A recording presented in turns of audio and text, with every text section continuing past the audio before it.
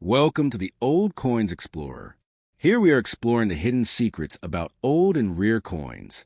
Did you know that one of the most common coins in your pocket might secretly hold hidden value, fascinating history, and untold stories? The 1965 Washington quarter dollar is one such coin.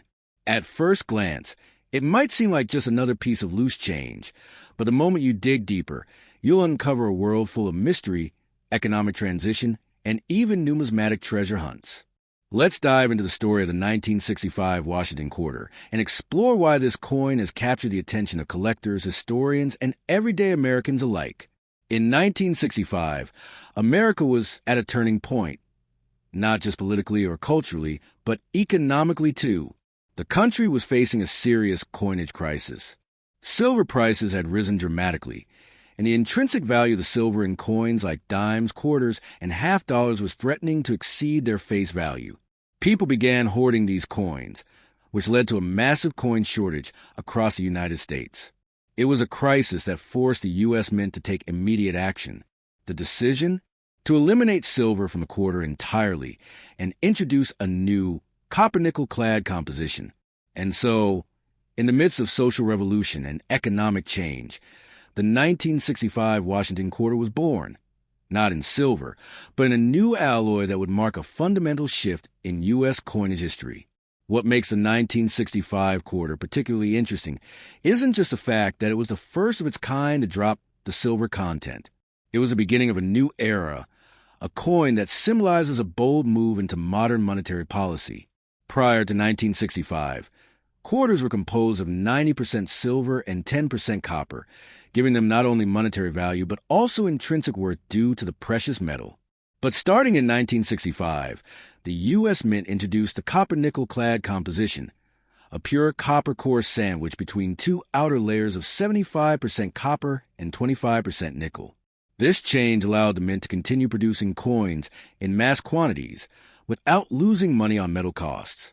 Interestingly, though the new 1965 quarters were designed to replace the silver coins, many people didn't accept the change with open arms. Americans had grown fond of their silver coins, not only for their heft and appearance, but also for their perceived value. The Mint even went so far as to discourage coin hoarding and silver speculation by refusing to stamp dates on quarters between 1965 and 1967 that could indicate a change. This is why all quarters from 1965 to 1967 lacked mint marks and were released with the same date, even though they were struck over a span of 3 years. It was a clever strategy to keep coin circulation steady and to confuse silver hoarders who were trying to save only the older coins. Another fascinating aspect of the 1965 quarter is the controversy surrounding the so-called silver 1965 quarters. Technically, all quarters struck in 1965 should have been made with the new copper-nickel clad alloy. However, a few 1965 quarters were mistakenly struck on leftover 90% silver planchets from 1964. These error coins are extremely rare and highly valuable. In fact, one confirmed example sold at auction for tens of thousands of dollars. How can you tell if you have one? Check the edge of the coin. A clad coin will show a copper-colored edge, while a silver coin will appear solid silver all around. Also, a silver 1965 quarter will weigh about 6.25 grams, compared to the 5.67 grams of clad version. Finding a silver 1965 quarter is like striking gold. Well, silver technically, but you get the idea. Aside from its material composition, the 1965 Washington quarter retained the iconic design that had been used since 1932.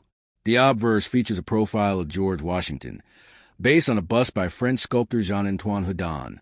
The word liberty arches over his head, while the national motto, "In God We Trust," appears to the left. The date 1965 is struck below Washington's neck. On the reverse side, you'll see a majestic heraldic eagle with outstretched wings, clutching a bundle of arrows and flanked by olive branches. The inscriptions United States of America and E Pluribus Unum curve above, with quarter dollar below. This design by John Flanagan remained unchanged for decades and has become one of the most recognizable coin motifs in American history. although billions of 1965 Washington quarters were minted, making them very common in terms of supply. Not all are created equal. Collectors and hobbyists actively seek out variations, high-grade specimens, and of course, those elusive silver errors. A well-preserved 1965 quarter graded MS65 or higher can fetch a decent price on the market, particularly if it displays full details and clean surfaces. The most valuable examples come from those struck with strong, early dies that exhibit what's known as full strike characteristics. Coins with weak or blurry details are far less desirable. Then there are the die varieties and errors, which can add even more intrigue. Some 1965 quarters show doubling in the lettering, or maybe off-center due to misalignment during striking. There are also examples with die cracks, clipped planchets, or even transitional errors where the wrong metal was used. All of these can increase a coin's worth significantly, especially if professionally graded and authenticated by services like PCGS or NGC. In conclusion, the 1965 Washington quarter dollar may look ordinary, but it's anything but. It marks the start of a new era in American coinage, born out of necessity during an economic crisis and representing a bold shift away from silver. It carries not only financial and collectible value, but also cultural and historical weight.